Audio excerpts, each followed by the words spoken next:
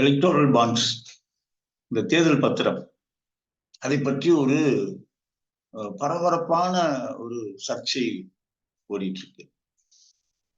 இப்ப என்ன நடந்துட்டு இருக்கு, அதுல லேட்டஸ்டா என்ன நடந்துட்டு இருக்கு அப்படின்னு பார்க்கணும் அப்படின்னு சொன்னா,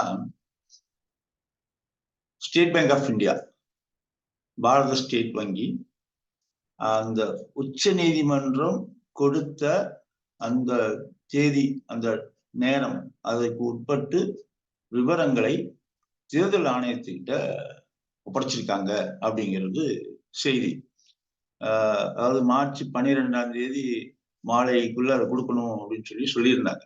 அதை கொடுத்துட்டதா இப்ப வந்து தகவல் வந்திருக்கு, தேர்தல் ஆணையத்தை கொடுத்துட்டாங்க. ஓகே, சோ இப்ப என்ன செய்யணும் அப்படின்னு சொன்னா, தேர்தல் ஆணையம் இதை மார்ச் 15ஆம் தேதிக்குள் தன்னுடைய இணையதளத்துல வெளியிடணுங்கிறது உச்ச நீதிமன்றத்துடைய உத்தரவு. இதுல என்னன்னா, இப்ப தேர்தல் ஆணையத்துல மொத்தம் 3 ஆணையர்கள் இருக்கணும். ஒரு தலைமை தேர்தல் ஆணையரும் 2 தேர்தல் ஆணையர்களும் இருக்கணும். இப்ப இருக்கிறது 2 பேர் இல்ல, இப்ப ஒரே ஒருத்தர் தான், ராஜீவ்குமார் தான், அவர் தான் தலைமை தேர்தல் ஆணையர். அவரு மட்டும்தான் இருக்காரு. இப்ப அவரு இந்த முடிவை, இந்த உத்தரவை நிறைவேற்றணும், அந்த நிலைமையில அவர் இருக்காரு.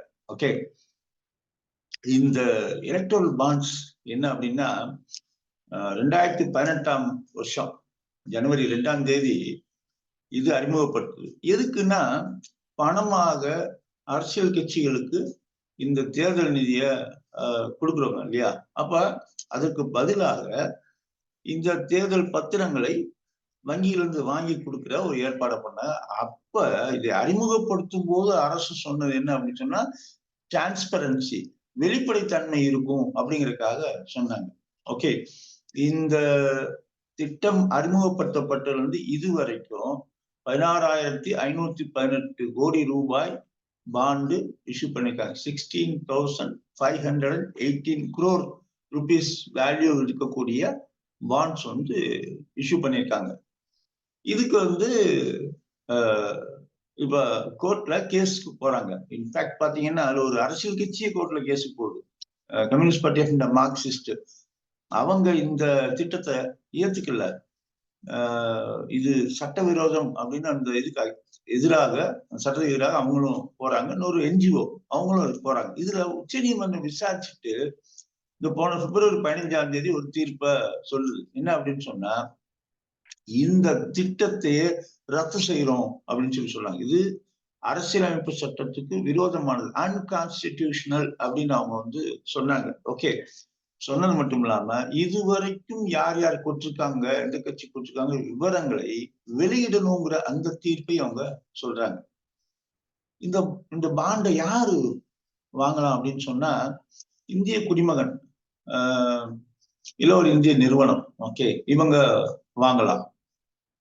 ஆனா அந்த எந்த கட்சிக்கு கொடுக்கணுங்கிறது ஒரு தகுதிகள் நிர்ணயிச்சிருக்காங்க. என்ன அது எப்படி அப்படின்னு சொன்னா, எந்த கட்சி கடந்த நாடாளுமன்ற தேர்தல் அல்லது சட்டமன்ற தேர்தலில் 1% வாக்குகளுக்கு மேல வாங்கியிருக்காங்களோ அவங்க இதை வந்து வாங்கி அதை பணமாக்கிக்கலாம் அப்படின்னு சொல்லியிருக்காங்க. இப்ப இன்னைக்கு நிலைமையில என்ன அப்படின்னு சொன்னா, இந்த இஷ்யூ வந்து நம்ம தேர்தல் ஆணையத்து கையில இருக்கு. இப்ப அதை வந்து தேர்தல் ஆணையம் என்ன பண்ண போகுது அப்படிங்கிறது இங்க ஒரு கொஸ்டின் மார்க். ஓகே, என்ன நடக்குதுன்னு நம்ம வந்து பார்ப்போம். இது ஒரு சின்ன லேட்டஸ்ட் அப்டேட் உங்களுக்கு, அவ்வளவுதான். Okay, thank you.